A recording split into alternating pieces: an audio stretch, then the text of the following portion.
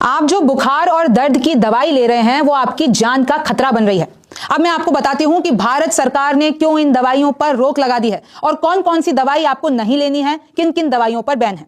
नमस्ते, मेरा नाम रिमझिम जेठानी है और मैं आपको 5 मिनट के अंदर समझाती हूं कि ये जो आप बुखार और दर्द की दवाई ले रही है वो कैसे आपकी जान ले रही है। देखिए, भारत सरकार ने इन दवाइयों पर बैन लगा दी है। नाम है दवाई का नीमेसुलाइड। आपने अपने घर में भी देखी होगी, आपने पहले कभी ली भी होगी। इस वक्त मेरे हाथ में वही दवाई मौजूद है। 100 मिलीग्राम से अधिक डोज की सभी ओरल दवाइयां बैन। जिन दवाइयों में यह सोल्यूशन है यानी कि नीमेसुलाइड और जो कि इसी सोल्यूशन की 100 मिलीग्राम से ज्यादा है, 100 mg से ज्यादा है, उन दवाइयों पर तत्काल प्रभाव से बैन लगा दिया गया है। दवाओं की मैन्युफैक्चरिंग और बिक्री पर तत्काल रोक लगा दी गई है क्योंकि यह आपके लिए खतरा है। ये दवाई अगर आप 100 mg से ज्यादा लेते हैं तो दवाइयां पहले से जो बाजार में मौजूद हैं उन्हें हटाना होगा। अगर आपके घर में पड़ी है तो आपको फेंक देना होगा।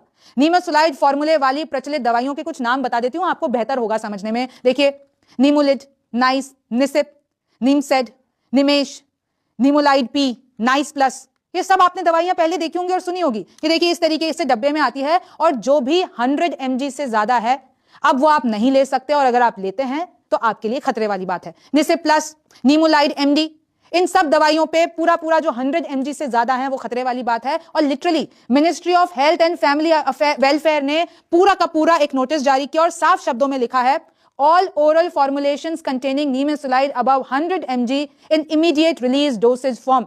यानी आप 100 mg से ज्यादा नीमेसुलाइड नहीं लेंगे। यह सरकार का नोटिफिकेशन है, 29 दिसंबर को यह जारी किया गया है, तुरंत प्रभाव से रोक लगा दी गई। अब आपके मन में सवाल आएगा कि भाई अचानक क्यों रोक लगाई गई, ऐसा क्या पता चल गया, सरकार ने बैन क्यों लगाया है? तो स्वास्थ्य मंत्रालय ने एक नोटिस जारी किया और कहा है कि नीमेसुलाइड एक नॉन स्टेरॉइडिकल एंटी इंफ्लेमेटरी दवा है।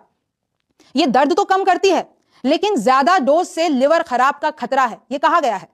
प्रतिबंध केवल 100 मिलीग्राम से ज्यादा वाली नीमेसुलाइड पर लागू है। यानी अगर आपके पास नीमेसुलाइड और जो भी नाम मैंने आपको बताया वो है, उसमें अगर कम डोज है, भाई 100 mg हो या उससे कम की हो, तो डॉक्टर की सलाह पर आप उन दवाइयों को ले सकते हैं। कम डोज की दवाएं मिलती रहेंगी। अच्छा, इससे सुरक्षित ऑप्शन भी अब आपको डॉक्टर देंगे। इसके और भी विकल्प इस वक्त बाजार में मौजूद हैं। अब देखिए, जैसे बड़ी कंपनियां हैं जैसे कि सिप्ला, इनकी दर्द की दवाएं बहुत आती हैं, अब इनको नुकसान हो जाएगा। अगर इसी सोल्यूशन की 100 mg की ज्यादा दवाइयां होगी, 100 mg से ज्यादा की दवाइयां, तो फिर अब आपको हटाना पड़ेगा स्टॉक जो भी है।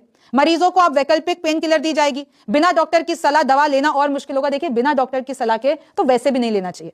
आप कोई भी दवा, आपको नॉर्मल बुखार हो गया, दर्द हो गया, तुरंत आपको कुछ दवाइयां पता है और आप ले लेते हैं, लेकिन कभी भी ये नहीं करना चाहिए। लेकिन अब तो लेना और भी मुश्किल है। ज्यादा से ज्यादा डॉक्टर, देखिए अब और भी, वैसे तो हर मरीज के हिसाब से डॉक्टर अलग दवा देता है, लेकिन जैसे कि कुछ दवाइयां हैं जो कॉमन रहती हैं, जैसे कि पैरासिटामोल,